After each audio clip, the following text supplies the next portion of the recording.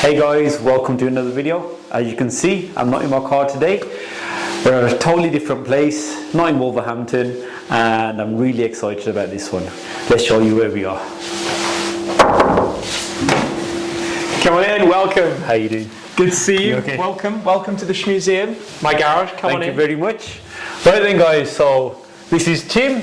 You guys might know him as Shmee. So guys, check out exactly where we are. So should we have the big reveal? Are we ready? I love this part. Ready? Apologies in advance if this sets off any devices. Alexa, glass on. Okay. Check that out. Let's go in. Come on in, come on in. This is the Shmuseum. This is my garage. This is where we film all the videos. This is where all the cars live. Yeah. Wow. It's like a toy room, isn't it? Grown-up toy room. Like just wow. We've just done a whole lot of the works. We're on a farm. This used to be a milking parlour, so this was filled with cows. It's a bit different now. We've gone from cows to horses. Just horsepower.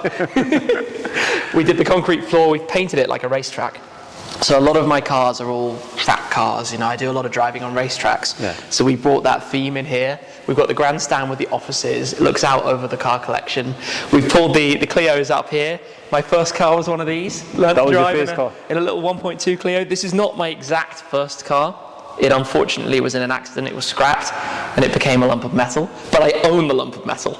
Oh, you still we got actually that found as it well? at the scrap yard. I bought it. This is just a replica. It's an identical car, but like the same plate I had. And then back at the time, I dreamt of one of those, the Clio V6. Oh. So that was your first car that you got after passing your driving test, yeah? And guys, obviously we are going to be doing a driving test today. Yeah. No pressure. Yeah. Okay, so right, Tim, which is the most expensive car in here? I can see there's quite a few. From Clio to Zenvo. Wow. The funny thing is that the Clio has about 70 brake horsepower. Yeah. This has about 1,400 brake horsepower. Just a slight difference, yeah. 20 times. Wow. 20 times the power. Yeah. It's quite an unusual car. It's from Denmark. Would literally be classed as a mega car because of the amount of power. It's more than 1 megawatt of power. Full carbon body, twin supercharged V8 engine. They've only made 4 of this model in total in the world. It's a crazy thing. So you wouldn't recommend that 4-lane drive? I wouldn't recommend learning to drive in one of those. It's not very easy to drive and it's a little bit wild. Let's say that you get out of it and you're a little bit like, oh, the adrenaline is pumping. It's probably equivalent when you've been driving for many years to driving in something for the first time. Yeah. You know, you're so like, there are so many senses and emotions and things happening around you, it's almost overwhelming. Well, it's like so much at the same time. I can imagine. It looks like a beast, doesn't it? It looks amazing. It looks amazing. So should we have a quick walk around the car? And how much is that worth? Oh, high ones, somewhere between £1.5 and £2 million. Oh wow. So it's something I had to look after, be very careful with. All the power goes to the rear wheels. You have the most violent shifter imaginable. So it's an automated manual, no clutch pedal, but very much an instant kick. Like you hear people talking about race gearboxes. When you're on the throttle and you shift the gear with the paddle, it thuds you in the back. Like it's a proper just propulsion. My learners do that anyway. So they change gear. My learners do that anyway. So would you say this is your favourite car? It's certainly up there. Yeah. I mean, it's a crazy thing. The wing back here, by the way, actually moves from side to side. It has hydraulics. Oh, wow. So to help you corner, the wing comes higher in the air to help with more downforce. Like, that's crazy. Beyond normal. Beyond normal. Crazy. But when it comes to favourite car, I actually gravitate towards my Ford GT, which right now has this bonkers wrap on it. There's actually a bit of a story behind this. It's artwork by an artist called Louette. And the original pieces of the artwork, which were scanned and transposed to the car as part of a series called Hyperpop, are actually going to be auctioned later in the year with Bonhams to raise some money for CALM, the charity campaign against living miserably, to support mental health. Really good cause. Yeah, so when they invited me to be part of this, I was like, I love icon. I mean, you see in the garage, right? I love colours, I love bold stuff. I was like, yeah, let's do it. It's a wrap, so it's not permanent. Underneath the car, it's red and gold, like Iron Man spec. So they actually put an Iron Man on the roof. As a bit of a nod to that. But it's a really cool car. It has a most amazing story. This would be a bit easier to drive, you know. You can't see anything from inside it because it's so low. And it's left-hand drive, which doesn't help here. They're both left-hand drive, actually. But it'd be easier than the Zenvo. I mean, this is actually a pretty easy car to drive. It's interesting when you talk supercars. You know, this is an 850 horsepower Mercedes. Like, this thing will set lap records. It's really, really fast. Massive picnic table here as a wing to help with downforce and track performance. But this is actually quite easy to drive.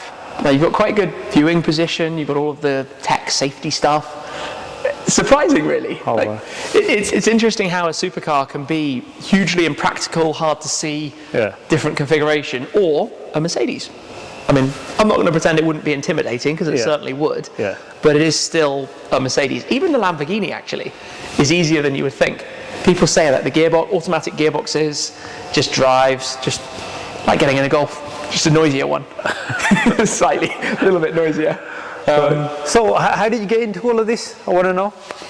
If you wind back a long time, I started uploading videos nearly 14 years ago. Right? I loved cars. I grew up with a passion for cars. My dad was always into cars. I had learned to drive on private roads near home, on a farm near home, before I was 17. Like, I was just always about cars. So as soon as I was like working in London and able to go out and about, I went with my point and shoot camera to take photos and go car spotting.